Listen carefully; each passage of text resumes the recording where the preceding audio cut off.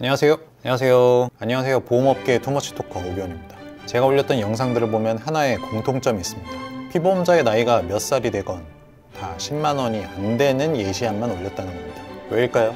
제가 박리담회를 선호해서 건작금의 보상 상태를 놓고 봤을 때 보험을 많이 가입한다고 해서 내 호주머니에서 목돈이 나가는 거를 100% 막을 수는 없기 때문입니다. 무슨 소리냐? 내가 유튜브 영상을 보니까 너도 3대 진단비하고 수술비만 가입을 하면 된다고 말을 하지 않았었냐. 자, 워딩이 참 중요한데요. 보험에 가입할 때 3대 진단비랑 수술비를 가입을 하면은 보험에 잘 가입했다고 말씀드리는 거랑 의료비 지출을 다 막아낼 수 있다고 하는 거랑은 완전히 결이 다릅니다. 제가 예시 하나를 들어보겠습니다. 병원비가 많이 나가는 케이스가 여러 가지가 있을 텐데 자, 정신과를 예시로 한번 들어보겠습니다. 우울증 치료를 받는다면 얼마 정도가 들어갈까요? 저명한 의사 선생님을 만나가지고 치료를 받는다면 치료 회당 몇십만 원 정도가 나갈 수도 있을 텐데요. 저는 그냥 평이한 수준으로 상담 비용은 10만 원, 그리고 약값은 1만 원이라고 가정을 해보겠습니다. 그럼 만약 환자분이 월 한 1회 정도 상담 치료를 받고 약도 받는다면은 환자분이 한 달에 쓰는 비용이 그럼 한 11만 원 정도로 잡고 1년이면은 대략 한 120, 130 정도가 되겠죠? 그럼 10년 정도 치료를 받는다면은 한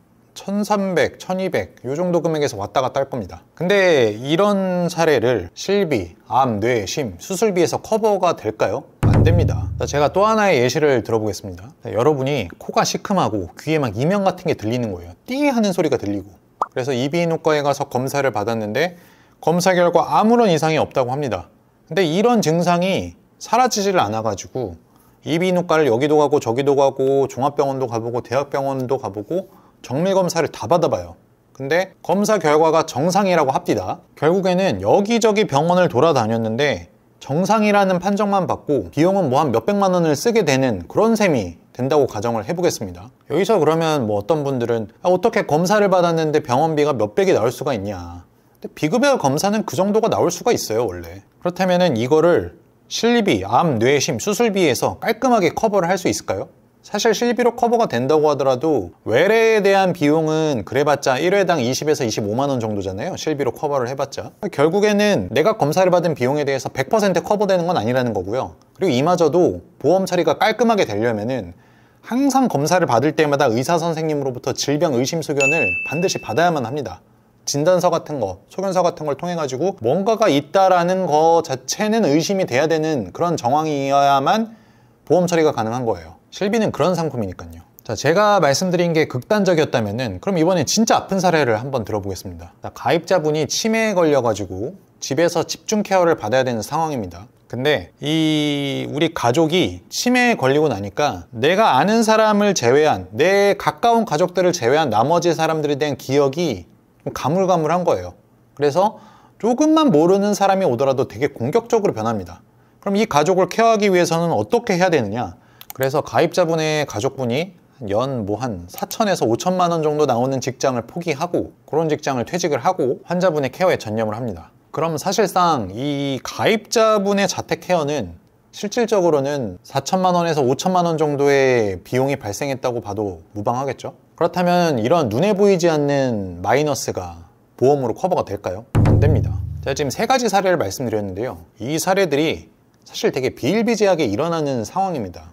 충분히 일어날 수 있는 거예요. 되게 극단적인 예시를 든 게 아니라. 그럼 이런 부분들을 보장하는 보험 상품이 정말 존재하지 않느냐? 존재하지 않습니다. 그냥 치매를 다루는 보험 상품도 있고 그다음에 검사 비용을 다루는 보험 상품도 있지만 이 상품들이 직접적으로 간접적으로 발생하는 모든 비용을 해지할 수 있다고 볼 수는 없는 거죠. 언젠가는 이런 부분들을 보장하는 상품이 미래에는 나올 수도 있습니다. 그러나 실비보험이 점진적으로 시간이 지남에 따라서 가입자 부담금을 계속 올리고 있는 상황이잖아요. 그 이유가 사실 업계 전반적으로 비급여에 대한 손해율 관리가 안 되고 있어서 그런 거지 않습니까? 지금 보험 상품의 약점을 되게 저렴한 가격으로 메울 수 있는 상품이 향후에 나올 수 있을까요? 저렴하게 나올 가능성은 제 생각에는 크지 않다. 아마 앞으로도 보험 상품은 계속 개발이 될 거고 개선도 되겠지만 어느 정도 통계가 잡힌 질환이나 모럴 해저드로 번지지 않는 리스크들에 한해서는 가능할 거라고 봅니다. 부부싸움 진단비, 학원 수강 지원비, 시험관 시술 지원비 이런 보험 상품이 나올 수 있을까요? 안 나옵니다.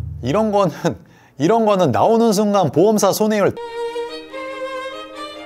그러니까 현실적으로 보험 상품으로 내 인생에서 발생할 수 있는 모든 리스크, 의료비는 말할 것도 없죠. 그런 것들을 다 커버를 한다라는 것 자체가 어떻게 보면 허상이에요. 이거는 한계가 있습니다. 지금도 사실 유튜브라든지 뭐 블로그 여러 가지 인터넷에서 홍보를 하고 계시는 많은 온라인 설계사 분들께서는 3대 진단비나 수술비 위주로 가입을 하고 나머지에 대해서는 어느 정도는 선별해서만 가입을 하거나 아니면 아예 깔끔하게 포기를 해라, 이런 얘기를 많이 하시잖아요. 그러니까 이런 식으로 일부 보험 상품에만 집중하라고 말씀을 드리는 거는 반대로 말씀드려가지고 적금이라든지 연금이라든지 아니면은 다른 저축 상품 같은 거를 통해서 투트랙으로 앞으로 생길 수 있는 리스크에 대해서 대비를 하라는 그런 취지라고 보셔야 됩니다. 간병보험, 3대 진단비, 수술비, 실비, 치매, 정기보험, 운전자, 화재보험 이런 거 다 가입을 해도 돼요. 다 가입해도 되는데 이거를 남김없이 반드시 목에 칼이 들어와도 싹 다 가입을 해야 된다? 요거는 제 생각에는 좀 아니다. 반드시 저축을 연계해야 된다는 거고요. 그리고 저축을 할 때 보험회사에서 나온 상품 중에 제일 괜찮은 거는 제가 생각할 땐 연금입니다. 요즘에 연금보험이 진짜 괜찮은 게 많이 나오고 있는데요. 제가 과거 유튜브 영상 통해서도 몇 번 말씀을 드리긴 했는데 어떤 연금이 괜찮은지에 대해서는 이번 시간 말고 다음 시간에 제가 다시 한번 다뤄보도록 하겠습니다. 감사합니다. 본 광고는 손해보험 광고 심의 기준을 준수하였으며 유효기간은 심의일로부터 1년입니다.